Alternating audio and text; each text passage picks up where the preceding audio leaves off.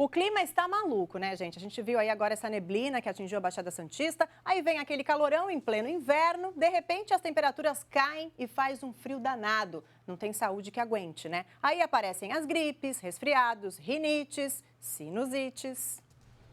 O nariz entupido e os constantes espirros já se tornaram rotina para o Célio Júnior. Basta chegar o inverno para a rinite piorar ainda mais. Ataca bastante e acaba deixando bastante atacado, coceira, sempre assim, todo inverno. Além de toda essa quantidade de remédio, ele precisou mudar alguns hábitos para tentar diminuir os sintomas. O nariz escorre, coceira na garganta, olhos também coçam e lacrimeja. Dados recentes da Organização Mundial de Saúde revelam que as doenças respiratórias ocupam o terceiro lugar entre as maiores causas de mortes no mundo.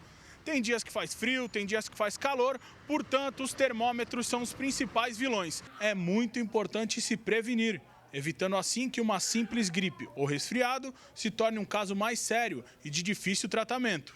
Aqui vão algumas dicas importantes que podem auxiliar no seu dia a dia. Lavar as mãos com frequência, evitar aglomerações com lugares muito fechados, utilizar roupas apropriadas e ingerir bastante líquido.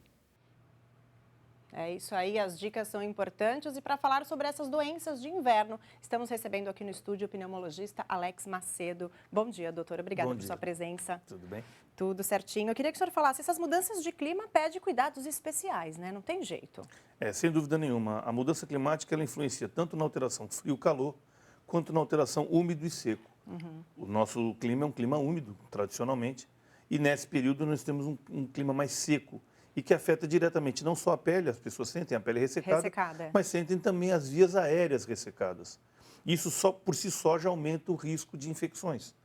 Juntando o frio, que faz com que as pessoas fiquem em locais fechados, a gente chama conglomerados populacionais. Então, ficam dentro de shoppings, dentro de locais com os vidros fechados, aumenta a possibilidade de transmissão de doença. Juntamos duas situações que aumentam essa possibilidade. Isso falando em doenças infecciosas. Sim, como gripes e resfriados. Né? Exato. Como foi chamada a atenção também na reportagem sobre as doenças alérgicas. Sim. E que apenas a inalação de um ar mais frio e mais seco já pode desencadear uma resposta aumentada, exacerbada, exagerada do seu sistema, que nada mais é do que o quadro alérgico, e manifestando as doenças alérgicas respiratórias. A rinite alérgica, a bronquite alérgica, o asma brônquica, e até doenças que não são alérgicas, mas são respiratórias crônicas, como o enfisema pulmonar, que pioram de sobremaneira nessa época. Muita gente confunde, doutor, a gripe, o resfriado com a sinusite, a rinite. Qual que é a principal diferença, além de ser uma alergia e a outra é viral, né? Mas nos sintomas, qual a principal diferença que a pessoa pode distinguir? Excelente essa sua pergunta, porque isso é uma procura frequente a pronto-socorro, a consultório. O paciente que tem rinite, o nariz entope, escorre, coça, espirra frequentemente. Com a piora, obviamente, esses sintomas do nariz entupido, escorrer, coçar ou espirrar ou podem aumentar. E a tosse pode aparecer, porque a produção de uma quantidade de secreção reacional ao clima seco faz com que exista uma coisa chamada gotejamento pós-nasal. O que é isso? É o nariz escorrendo em vez de para frente, por trás. Cai, entra na garganta e desencadeia a tosse. Isso é um quadro de rinite alérgica, uma rinocinusite alérgica. Ao momento que isso aparece com febre, uma febre baixa, um pouco de dor no corpo, sem grande comprometimento, que dura de 2 a 4 dias, nós estamos frente a um resfriado. Infecção viral por alguns tipos de vírus, mais branda, autolimitada, melhorando com ou sem ou apesar de remédios. Normalmente os pacientes tomam um analgésico, um anti-inflamatório ou, no máximo, um remédio para alergia.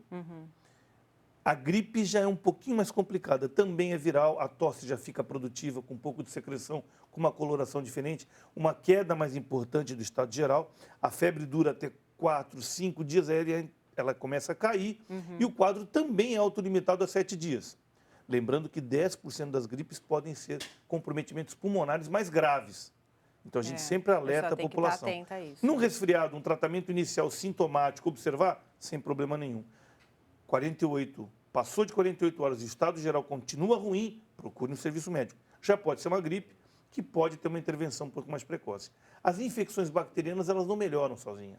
A febre é mais alta, a secreção muda muito de cor, que é a sinusite bacteriana, amidalites, até pneumonias. E a rinite pode virar uma gripe e vice-versa, não? Sim, O que acontece não é que ela vira, é que, como se o sistema imunológico no local fica, entre aspas, desviado, bloqueado, direcionado por um quadro alérgico, nós temos vírus e bactérias na nossa via aérea, eles se proliferam e a chance disso virar um quadro infeccioso aumenta. É maior. A gente tem participação de telespectadores pela internet, tem umas perguntas pelo Twitter. Tenho rinite alérgica, qual remédio que vocês me sugerem? Existem 2 tratamentos para rinite. O quadro agudo, eu tive uma crise, eu me expus, eu tirei os livros para limpar e comecei com o nariz entupindo, Sim, escorrendo. pó, né? Exato. Antialérgicos orais melhoram essa situação. Porém, se as crises são frequentes, toda hora ele tem, porque ele sai de casa porque o tempo muda, ou seja, o quadro da rinite não é um quadro esporádico, é um quadro mais permanente. Existem antialérgicos tópicos nasais e antialérgicos orais que controlam essa doença. Aí tem que fazer um tratamento a longo prazo e mais prolongado. E a gente estava falando da gripe, a importância da vacinação contra a gripe, doutor. É importante que todos tomem? É uma prevenção importante? O ideal seria que todo mundo tomasse. Isso geraria um alto custo para o sistema de saúde. Então, eles voltam para os grupos populacionais onde a gripe tem maior chance de evoluir na forma mais grave. E, por isso, as crianças, os idosos, as grávidas têm uma maior atenção nos programas públicos de vacinação. E qual seria essa evolução na forma mais grave? É a pneumonia causada por o vírus da gripe e até uma evolução por uma infecção generalizada. E a morte. Já aconteceram pelo H1N1, pelo influenza A, não HN1, e pelo influenza B, várias vezes em vários tipos surtos. de gripe. Né? Isso. Agora, no paciente que pode se vacinar, isso já está claro, a literatura mundial é muito consistente nesse grupo. A vacinação de gripe diminui, 1, o risco da própria infecção, e 2, se porventura um outro vírus que não estava coberto, ele vai ter uma forma de agressão atenuada. Tem vários estudos em indústrias de grande porte, com 20, 30 mil funcionários, onde metade se vacinou e a outra metade não se vacinou. E a metade que se vacinou teve muito menos evento no ano. Tanto que muitas indústrias aqui e fora do Brasil fornecem gratuitamente para os seus trabalhadores a vacinação. Então, quem puder se vacinar, mesmo não estando nos grupos de risco maior, deverá se vacinar. E quais os sintomas da pneumonia? Muita gente confunde com uma gripe comum, né? Tem algum sintoma que mostre? Na realidade, a diferença de uma para outra é que o quadro de estado geral, ele piora rapidamente. A febre é alta, tosse com secreção, normalmente de coloração amarelada, amarelada esverdeada. Pneumonia sempre tem a tosse? Normalmente sim. Tirando o grupo de idosos, que a tosse às vezes é seca, ou o grupo de crianças abaixo de 1, no máximo 2 anos, que fogem um pouquinho dos sintomas clássicos, tosse com secreção amarelada, febre alta, queda do estado geral, isso vai aparecer em maior parte das vezes. Na gripe, muitas vezes também. Por isso que a gente recomenda, passou 48 horas, não teve nenhuma melhora do quadro, procure um serviço, porque um raio-x poderia identificar a presença da pneumonia. Até porque o tratamento muda da gripe para a pneumonia, né? Sem dúvida. O antibiótico, quanto mais rápido ser instituído no quadro de pneumonia, melhor a evolução do paciente. Tá, a gente tem participação agora pelo Facebook, doutor, vamos dar uma olhadinha na pergunta. Qual o melhor tratamento para rinite, que a gente já falou, a Ana Silveira pergunta, e a Branca Francis, eu tenho sinusite, com a mudança de tempo ataca, o que eu posso fazer para amenizar? Vamos entender que o que ela falou de sinusite é rinite, as pessoas se confundem um pouquinho. Sim, muito. Sinusite é uma infecção viral ou bacteriana dos seios paranasais. Que é quando dá aquela dor na face. Perfeito. É a sinusite. Dor na face, a secreção anterior, a secreção escorrendo posteriormente, dando tosse. Esta é a sinusite. Tá. Ela é uma complicação, uma situação que ocorre mais frequentemente em quem tem rinite. Então, como ela se expressou, que piora com a mudança de tempo, provavelmente o que piora é a rinite. Sim. Volto a falar, o nariz entupir, escorrer, coçar, espirrar. Muitas pessoas têm o hábito de usar descongestionantes nasais.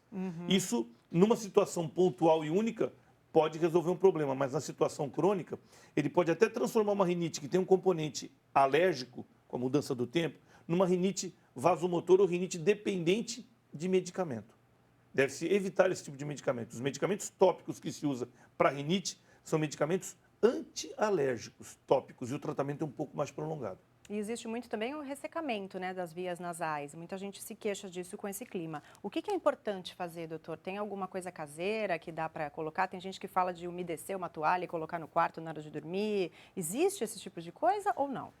Na realidade, a toalha serviria se você tem um ar-condicionado e ele retira a umidade daquele ambiente. A umidade do ar, no geral, está baixa. Então, uma coisa que não se faz frequentemente, medidas que eu posso utilizar para prevenir ou para amenizar a situação agora.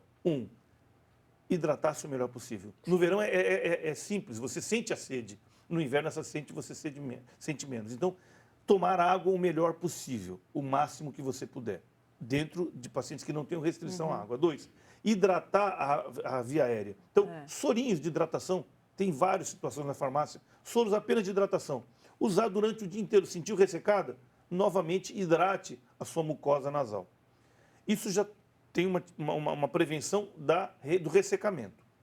Da transmissão de doenças infecciosas, foi colocado ali, a gente deve lembrar sempre, lavar a mão o máximo possível, higienizar a mão.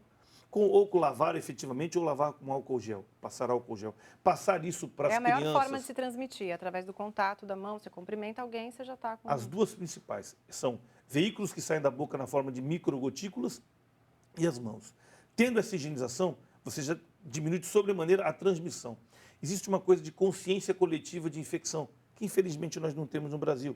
Se eu tenho um resfriado, se eu tenho uma gripe, eu devo evitar estar em contato com conglomerados. A gente vê pouquíssimas pessoas que até utilizam máscaras, né? Seria ideal. Uma forma, seria ideal. Para todos, entrei numa situação, entrei num metrô, num ônibus, em algum local, coloco uma máscara para proteger os outros. Os outros, sim. Isso é uma consciência coletiva de não ter infecções. E quem tem doenças crônicas, rinite, asma, bronquite, enfisema, estar o melhor tratado nessa época. O melhor tratamento de doenças crônicas seria a vacinação antigripe antes do início do inverno e o uso da medicação de uso contínuo se fazer de maneira adequada nessa época do ano. A doença crônica controlada evita agudizações. Tá ok, doutor. Muito obrigada pelas informações, esclareceu bastante para a gente. Obrigada pela presença. De nada, estou à disposição.